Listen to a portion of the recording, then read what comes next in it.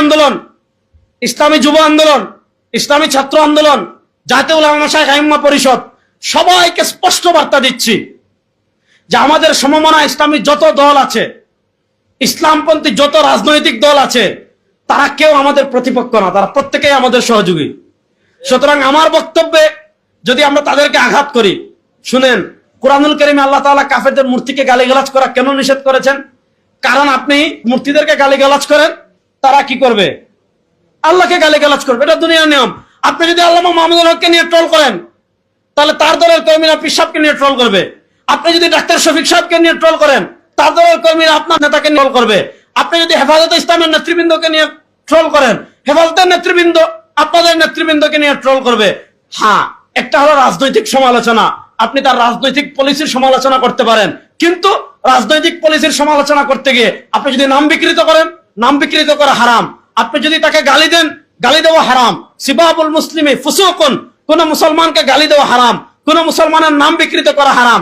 এখন একজন আপনাকে নাম বিকৃত করে চোরের দল বলল, আপনাকে চরমুনাই বলল, আপনাকে এইটা বলল, আপনাকে ওইটা বলল, সে আপনার নাম বিকৃত করেছে, সে আপনাকে নিয়ে ট্রল করেছে, সে আপনাকে গালি দিয়েছে। এখন আপনি যদি পাল্টা তাকেও ট্রল করেন, তার নাম বিকৃত করেন, তাকে গালি দেন, তাহলে তার আর আপনার মধ্যে পার্থক্য থাকলো কোথায়? আপনি তো আদর্শের রাজনীতি করেন, আমরা তো আদর্শের রাজনীতি করি। এবং তার আদর্শ আর আমার আদর্শ যদি সমান হয়ে যায়, হ্যাঁ, আপনি কারো রাজনৈতিক পলিসির সমালোচনা করতে পারেন, সেটা বক্তব্য করতে পারেন, লিখনিতেও করতে পারেন, কিন্তু লিখনিতে বক্তব্যের সমালোচনা করতে গিয়ে এমন কাজ করা যাবে না যে কাজ করা হারাম। স্ট্যাটাস দিতে গিয়ে এমন কাজ করা যাবে না যে কাজ করা হারাম। এমন ভাবে আমরা যদি নিজেদের ভিতর সবর, ধৈর্য এবং সহনশীলতা বৃদ্ধি করি, কারণ ইসলামী আন্দোলন বাংলাদেশ ঐক্যের জন্য দৌড়ঝাঁপ করছে, পীর সাহেব চরমোনাই ঐক্যের জন্য দৌড়ঝাঁপ করছেন। সুতরাং সবচেয়ে বেশি সহনশীলতার পরিচয় দিতে হবে পীর সাহেব চরমোনাইয়ের কর্মীরা। পারবেন তো ইনশাআল্লাহ? এখানে যারা আছেন ওয়াদা করেন ফেসবুকে অন্য দল নিয়ে সমালোচনা করবেন না, ঠিক আছে তো ইনশাআল্লাহ? অন্য কোন দলের নেতাকে নিয়ে ট্রল করবেন না, পারবেন তো ইনশাআল্লাহ? ওই দিন আমরা ঢাকায় উলামা ইকরাম বসেছিলাম, ওখানে ডক্টর মিজানুর রহমান আজহারি ভাই ছিলেন, শেখ আব্দুল্লাহ মোহাম্মদ সাইফুল্লাহ ছিলেন, আমি ছিলাম, ডক্টর আবুল কালাম আজাদ বাশার সাহেব ছিলেন, এই ধরনের আমরা অনেকে ছিলাম। সেখানে আমরা একটা বিষয়ে সবাই এক কথা বলেছি যে সুলহে হুদাইবিয়ার পর ইসলামের জন্য একটা অবারিত সুযোগ এসেছিল। সাহাবা একরাম রিদওয়ানুল্লাহ আজমাইন তখন কাফেরদের আর সমালোচনা করাও লাগে নাই, মূর্তির বিরোধিতা করাও লাগে নাই। কি করা হয়েছে?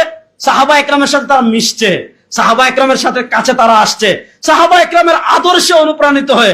দেখেন আল্লাহ তাআলা কি বলেছেন, ওয়ারাআইতান নাস ইয়াদখুলুনা ফি দীনিল্লাহি আফওয়াজা। আগে মুসলমান হতো একজন, দুইজন, তিনজন, চারজন, পাঁচজন, এক গোত্র, দুই গোত্র। এখন এক এলাকা আসে, একসাথে মুসলমান হয়ে যায়। 2024 জুলাই আগস্টের গণবিপ্লবের পর আমাদের ইসলামপন্থীদের সামনে একটা অবারিত সুযোগ এসেছে। আমার আদর্শ সাধারণ মানুষের কাছে তুলে ধরা, আমার দাওয়াত সাধারণ মানুষের কাছে তুলে ধরা।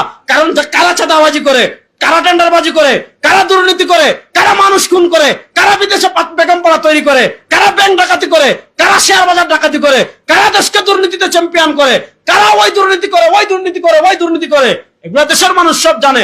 এখন আমাদেরকে যদি দেখে মনে করে দূর, এদের ভাষা আর এদের মধ্যে কোনো পার্থক্য নাই, এদের চরিত্র আর এদের চরিত্রের ভিতর পার্থক্য নাই, তো তারা তো আমাদের দিকে আসবে না। এখন যদি আমরা মানুষের কাছে এটা উপস্থাপন করতে পারি, এই চাঁদাবাজ, দুর্নীতিবাজ, টেন্ডারবাজ, খুনি, দখলবাজ যারা আছে তাদের বিকল্প ইসলামী শক্তি, তাহলে মানুষ আমাদের পক্ষে আসবে কি আসবে না? সুতরাং আল্লাহ তাআলা সবর, ইতকান এবং সচেতনতার সাথে আমাদের সবাইকে ঐক্যবদ্ধভাবে আগামী নির্বাচনে অংশগ্রহণ করার তৌফিক দান করুন। পীর সাহেব চরমোনাই ঘোষণা দিয়েছেন, ইসলাম দেশ মানবতার পক্ষে, এবার ভোটের বাক্স একটা হবে, এতে কোনো সন্দেহ নাই। ইসলামের পক্ষে যাকে পেশ করা হবে, সে আমার দলের হোক অথবা না হোক, সে আমার সংগঠনের হোক অথবা না হোক, ইসলামের পক্ষে যে বাক্স আসবে, ওই বাক্সের পক্ষে যাকে পেশ করা হবে তার পক্ষে জীবন তুল মেহনত করার জন্য আপনারা প্রস্তুত আছেন না? ইনশাআল্লাহ।